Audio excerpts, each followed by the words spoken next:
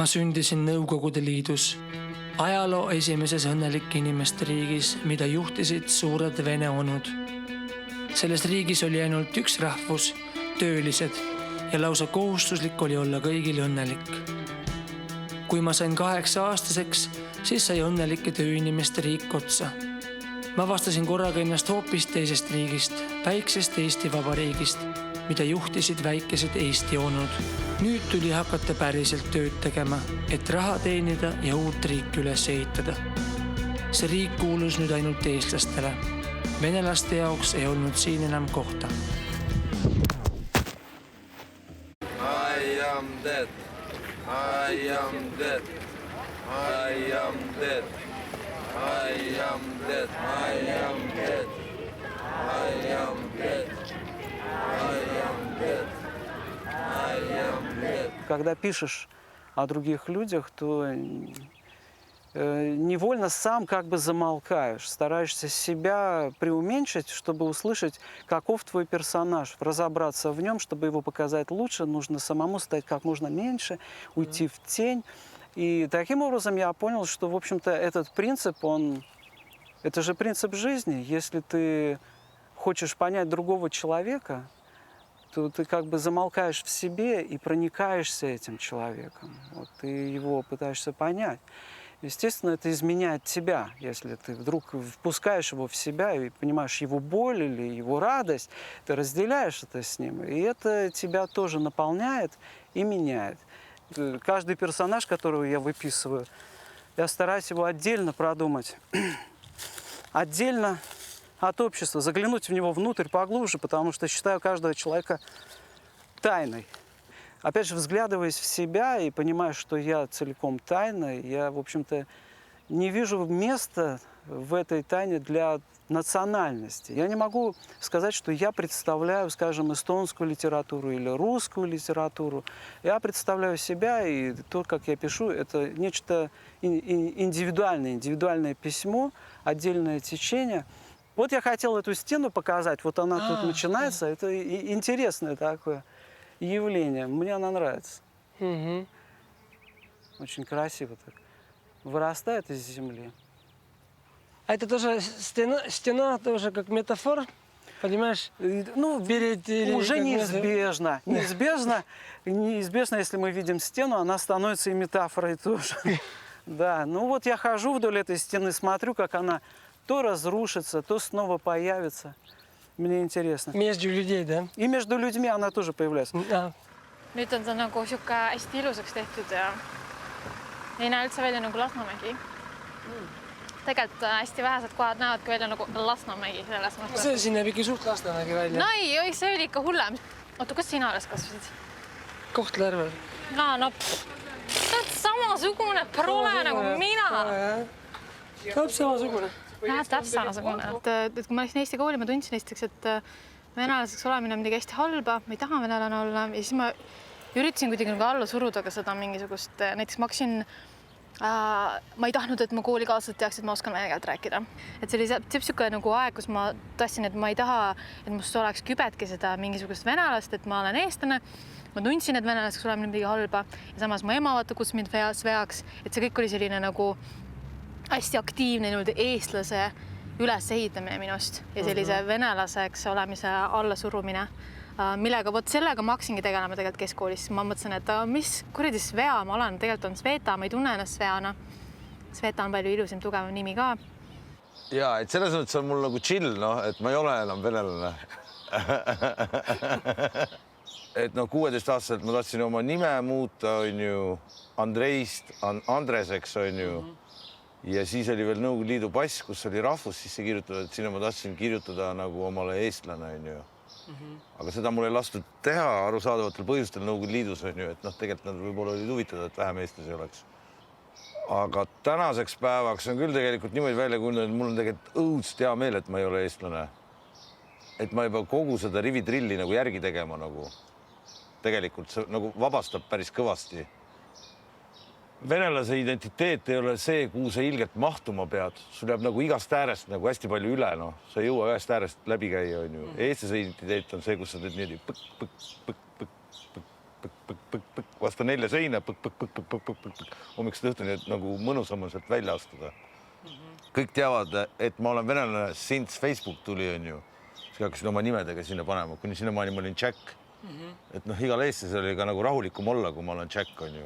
Nii kui Andrei Jakolos tuli välja, noh, siis hakkas kogu trall pihta nagu. Tegelikult, et see on nagu siuke visklemine, noh, nagu, et kurat, et ta nagu on nagu meie kutt, aga nagu ei ole ka ja nagu ma ei tea ja nagu kurat, et ta ikkagi ei arva päris nagu meie, on ju, põk, 4 seina vahel, põk, kogu aeg, on ju. No minu jaoks on see eestlus, noh.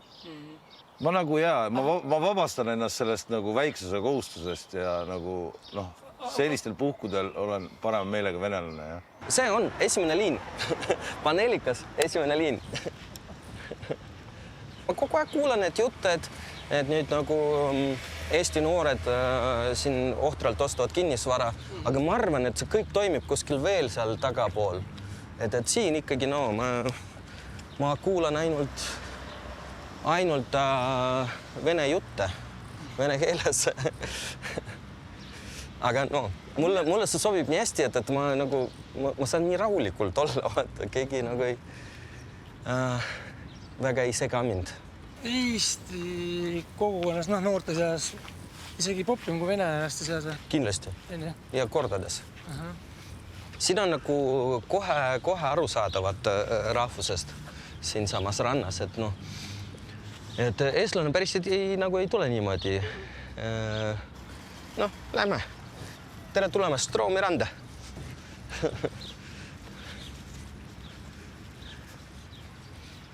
Noh, mul on siuke tunne, et nagu Venku tunneb ennast nagu suvakohas nagu maailmas nagu palju paremini kodus, kui oletame nagu eestlane. Ma olen ise seda pealt näinud tegelikult, ausalt öeldes, noh, niimoodi analüüsidest. No tegelikult on öeldud, et seal, kus venelane on, seal ongi nagu kodu või? No jah, niimoodi öeldakse jah, on ju, et nad nagu selles mõttes nagu kohanevad, noh, igal pool nad kohanevad, nad on nagu, tead, nagu okei, ma ütlen, noh, et okei, et nagu prussakad. Aga mis prussakal viga on, jumala loom nagu umbes, on ju. Kes nagu austab Venkut, aga kes kardab? No, aga saad aru, et nüüd see on nüüd selle kartja enda nagu probleem nagu tegelikult. Keegi hakkab midagi ikkagi nagu tüütama ja nagu pinda käima ja kõvatama, on ju, siis tegelikult on okei talle teada anda, et mul on Venku, et viitsid või? No vene keeles pole krehtisimalt välja. Kuidagi nagu jah, et annad mõista, et kuule, et sa ei ole valinud nagu päris nagu objektiivselt ise omale praegu selle olukorra ja õige vastase, et noh, et viitsid võtta nagu mõistus pähe, on ju. Ведь очень много в нас живет из каприза, кстати. Каприз, он тоже имеет очень важное значение для формирования человека. Это важная часть характера. Каприз, какая-нибудь слабость, какая-нибудь глупость. Хочется сказать именно так. А вот сегодня я не буду пить вино, сегодня я буду пить пиво. Или сегодня я вообще с вами пить не буду. Идите вы к черту. И ведь это же украшает наши человеческие отношения. Kui ma praeguses Eesti Vabariigis nagu, noh, nii-öelda nagu sirguksin kuskil Lasnamäel venelaseks, siis ma põhimõtteliselt õpiks eesti keelt. Kui niimoodi või? Ja. Aga vanasti see mõtlesid... Aga vanasti olid teised ajad, jah, tundus, et nagu kogu see edulugu või kogu see asi on seal, noh, nii-öelda nagu eestlaseks olemise taga. Aga miks või? Sellepärast, et 1,5 miljonit inimest räägib seda eesti keelt, mis on täiesti nagu mitte kellegiga, mitte millegiga loogikaga seotud keel. Selle õppimiseks ei ole tegelikult mingit ratsionaalset põhjust. Segregatsioon on nähtus, mis ilmneb kõige paremini pidutsedes. Eestlastele meeldib käia koos teiste eestlastega peol. Venelastel on oma klubid ja peod. Aga on üks koht, kus muusika maitse osutub olulisemaks kui rahvuslikud põhimõtted ja võõra häire. Noh, limoncellod. No teeme, kuna... Vinge. Võib-olla ma liiga pidu. Cheers. Lahe koht. Kui ma hakkasin nagu mingi muusika ja mingi kunsti vastu huvi tundma, kui ma olin mingi 13 või 14 ja siis ma hakkasin trumme mängima ja siis ma hakkasin nagu, tahtsin bändi teha, aga mul ala venes kenes nagu ei olnud väga palju tuttavaid, kes nagu oleks huvitatud või oskaks midagi teha. Ja siis sellepärast ma tegelikult hakkasin eesti keelt üldse õppima. Ma sain aru, et mul on vaja mingid bänditüüpe, mul on vaja mingid kontakte ja nagu sealt venes keeles ma ei saanud neid, ehk siis noh, see samm oligi, et ma tahan lihtsalt ennast nagu kuidagi arendada ja inimestega koos asju teha, ju siis nagu on vaja lisakontakte. Noh, see nagu eesmärk või see mõte on selles, et teha asju kuidagi nagu hästi, leida need õiged inimesed, õiged nagu talendid, kellega koos elus mingeid asju nagu arendada ja noh, see, mis keelt nagu see inimene räägib või mis rahvusest ta on, see tegelikult ei ole üldse nagu oluline.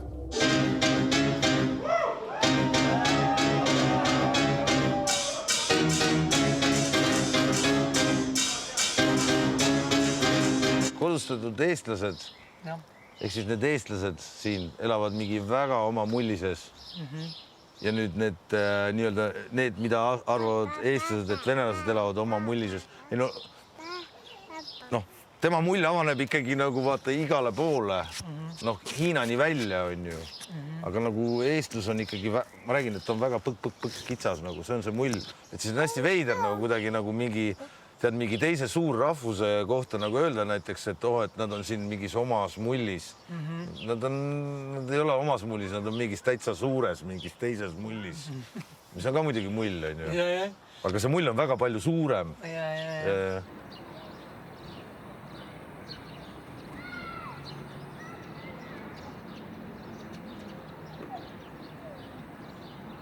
Ja nüüd vaatan täpselt need samad asjad kõik õhus tegelikult, et ma kujutan ette, et kõik need lapsed, kes praegu näiteks sünnivad kas või nendesse eesti-vene peredesse või ongi venekeelsed eesti pered, ja nad hakkavad tegelikult, need lapsed tunnevad täpselt sama, mida mina tollel hetkel, nad hakkavad alla suruma seda venelaseks olemist endas.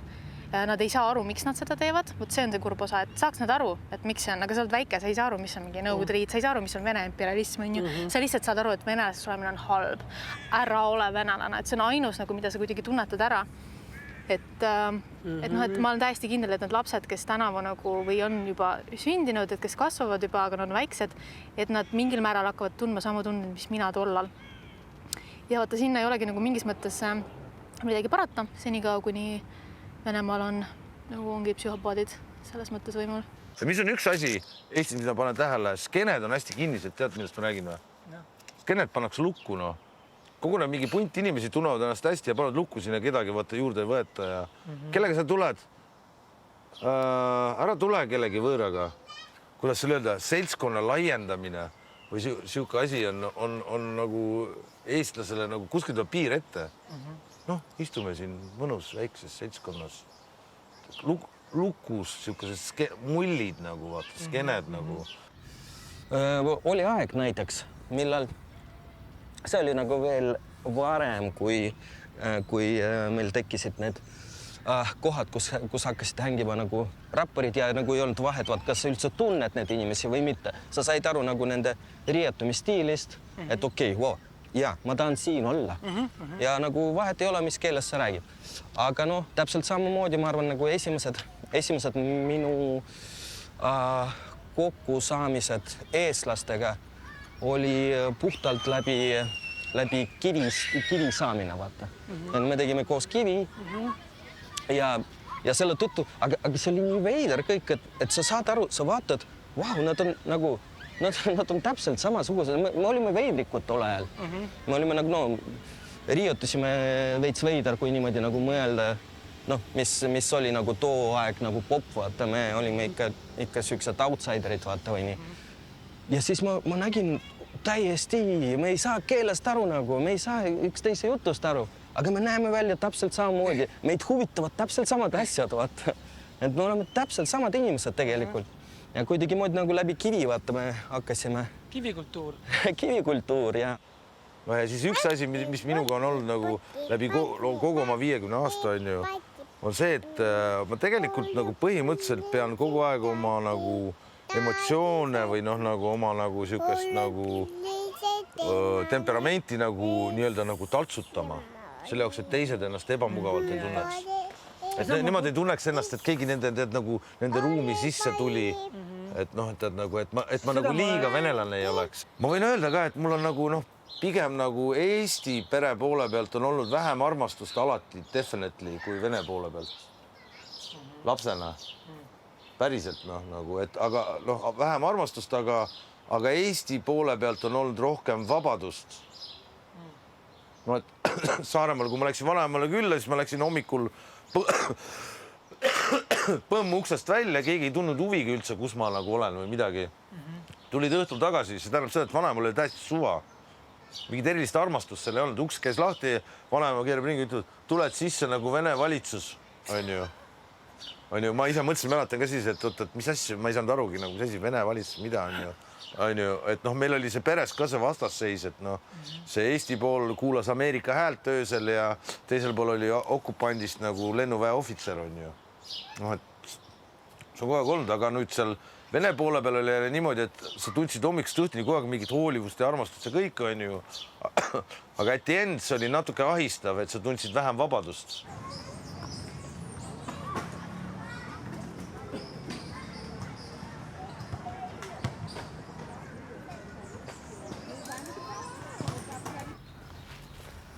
Ei, no selles mõttes ma ütlen, ma olen õnnelik selle üle, et mu vanemad pani mind Eesti kooli. Ma arvan, et siin ei oleks nagu mingit erilist tulevikku mulle. Kui sa küsid, et mis must oleks saanud, mitte midagi oleks saanud. Ma ütlen kohe, ma ei oleks feminist. See on nagu nii. Vaat see on see, et kunagi oli suur dilemma, et kas, et mulle meeldis üks nagu sealt samast hoovist üks poiss esimalt korruselt, kus oli Margus. Ja siis mu suurim probleem oli see väiksena, et ma ei teagi, nagu ma abielun kas Margus või Sašaga. Ja siis oleks ma teadnud, et 30 aastat hiljem saab must radikaal feminist, kellel nagu abielu problemaatilise institutsioon, ei Saša ega Margus ei saaks mind enam.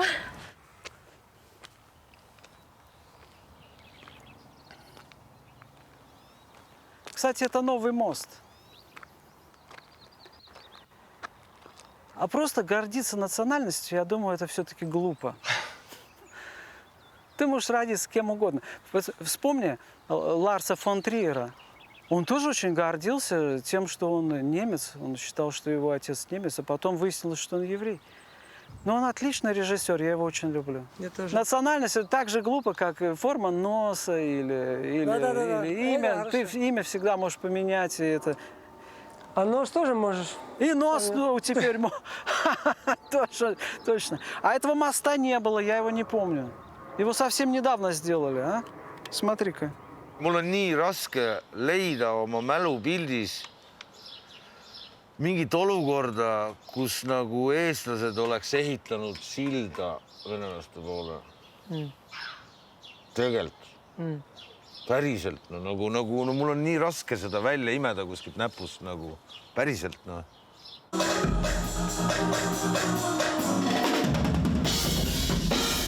Ma nagu ei viitsi probleemisse nagu kinni jääda, et sul on mingi seisukoht ja nüüd nii on.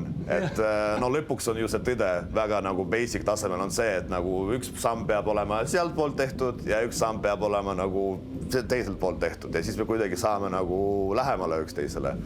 Aga väga paljude inimeste jaoks, eriti nüüd ma räägin võib-olla nagu vanemates generatsioonides, kes kasvasid üles nagu nõukaajal, et need on nagu tundub natukene stuck, et neil on seda sammu, nad on oma elu juba elanud niimoodi, nagu on seda elanud ja neil on seda ekstra sammu tegemine on nagu peaaegu võimatu, et on hästi-hästi raske ennast nagu ületada, et mingi ekstra samm teha ja proovida nagu aru saada mingisugust nagu teisest nurgast. Vaata, mina ka, ma olen siin sündinud inimene, vaata, ja mul on nagu see alien pass olnud miski pärast ja ma absoluutselt ei saa aru nagu, mida ma valesti olen teinud, aga ma tean, et väga paljud on nii nagu südamesse võtnud seda, et nad põhimõtteliselt ei taha seda muuta, et see ongi see, kuidas sa saad ennast nagu kodus tunda riigis, kes sulle isegi nagu, sa oled siin sündinud, sulle isegi passi ei andnud. Et Aga antaks nagu pass, kas nad õpiks kohe nagu rõõmsamini keel ära või? No absoluutselt. Vaata, see on psühholoogiline blokk kindlasti ja nagu ma räägin, seda patriotismi on võimalik nagu kasvatada. No ütleme nii, näide. Kuidas venelasi nii-öelda meelitada? Kui patriotismi pisikuga nakatada. Vaata. Absoluutselt. Ma arvan, see, mis ma ütlen praegu, on väga ebapopulaarne. aga ma päriselt arvan nii. Vaata, venelane on suures plaanis päris usklik inimene. No nagu keskmine venelane, vaata. Eestis on päris vähe pühasid. Andke neile see vene juul. Samm üksteise poole. Ma tunnen, nagu ma oleks eestlane, aga vahest, kui ma nagu tulen jalgsi, jalutan öösel, vaata jalgsi ja kuulan autost mingi lastepõlvest mingi laulu, vaata, mingi, mis kõvasti mängib ja mul teeb nii soojaks nagu lihtsalt mingi vene laul. No mis tunne see on? Mõnes mõttes nagu tänapäeva noori mingi 20-aastaseid, et neil on see, kuna võib olla rohkem nagu mingis globaalses inforuumis eksisteerivad, eks ole, et neil on see mingi Eesti-Vene nagu jaotus, mulle tundub ta nagu järjest nagu rohkem kaob ära. Et kui inimene ei räägi eesti ja teine käib vene keel, siis nad lihtsalt nagu panevad inglise keeles ja neil on kõik nagu jumala hästi. Et nemad on kuidagi vähem kinni selles nagu rahvusgrupi nagu konflikti teemas. Et need on nagu vabamad kui meie. No ma olen ikkagi natukene nagu selles ikkagi nagu anarhist, et ega ma nagu nii-öelda nagu otseselt nagu venelaste laulu pole ka nõus laulma või et kuidagi nagu olema venelane või niimoodi tead nagu või nagu rahvuslikku uhkust mul pole. Ei ole jah. Ma ei kirjutaks, ei ole jah. Ma ei suuda seda asja niimoodi võtta üldse. Mul on hea meel muidugi. Mul on nagu selles mõttes nagu, kui mingid kaasmaalased midagi nagu ägedaga hakkama saavad eestlased, et mul on nagu hea meel. Et ma tunnen nagu kaasa, päris äge, mingi võimalus, asjad lähevad paremaks nagu, et saad aru, Это вот то, что мы подсознательно ищем для того, чтобы выйти из этого жестко построенного мира, который мне напоминает лично, знаешь, такое наш мир, вообще цивилизация, это что-то построено из консервных банок почему-то. Я не знаю, почему мне это представляется. А мы должны вот как шпроты в этих банках, как рыбы, как вот куски мяса, как консервы, должны в этих консервных банках сидеть. Искусство, оно и есть такой вот консервный ключ, который взламывает эти банки. Мы можем выбраться из них и с помощью игры что-то в этом мире сотворить не по правилам, что-то, может быть, расширить границы, а потом люди говорят, нет, это ведь искусство. Ну да, искусство. На самом деле это просто выход за рамки. Выход за рамки, это вот высвобождение какой-то дикости внутренней, которая сидит все-таки в людях, она никуда не уйдет. Мы же родились, когда цивилизации не было. На самом деле мы родились, если мы есть, то мы родились тогда, когда цивилизации еще не было. Потому что мы – это линия человеческая, линия, которая уходит далеко еще, почти к динозаврам. И мы в себе носим все то знание, которое было уже тогда в нас. Все это в нас было заложено, иначе бы мы не пришли сюда, иначе бы мы здесь не были. Мы же как выживали, в каком диком мире. А сейчас мы должны выживать, соперничая друг с другом, потому что всех остальных конкурентов, медведей, волков, мы всех благополучно ухлопали. Вот. Так что теперь нам нужно очень осторожно, соблюдая правила, жить и соперничать. Поэтому, может быть... Mina sain oma elu esimesest depressiooni Tõde ja õigus lugedes. Päriselt. Ma nagu tulin siit Tallinnast, Koplist, tulin Vene koolist ära, läksin Otepää Tsikki internaatkooli sügisel Otepää. Sompus kuradi mudane fucking Otepää ja Tõde ja õigust lugesin esimest korda eesti keeles. Ja tegin eesti keele grammatikat ja sain konkreetselt ebreka. Fuck, et ongi nii või, ongi siuke värk nüüd või. Siuke ongi see elu nüüd ja siuke kuradi.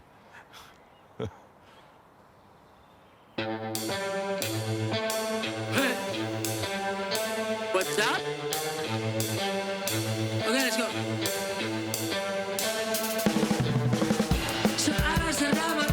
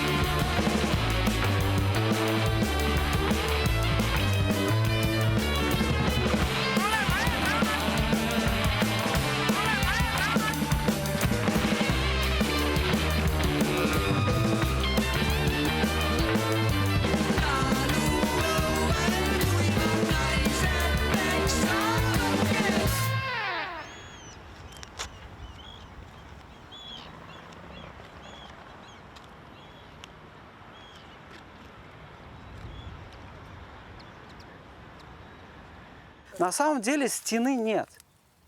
На самом деле стены нет. Или, может быть, она есть, но нужно терпеливо вдоль нее идти, и потом что у нас окажется? Вот. Смотрите, какое красивое место. Какой красивый вид. О, но ведь каждый может его увидеть.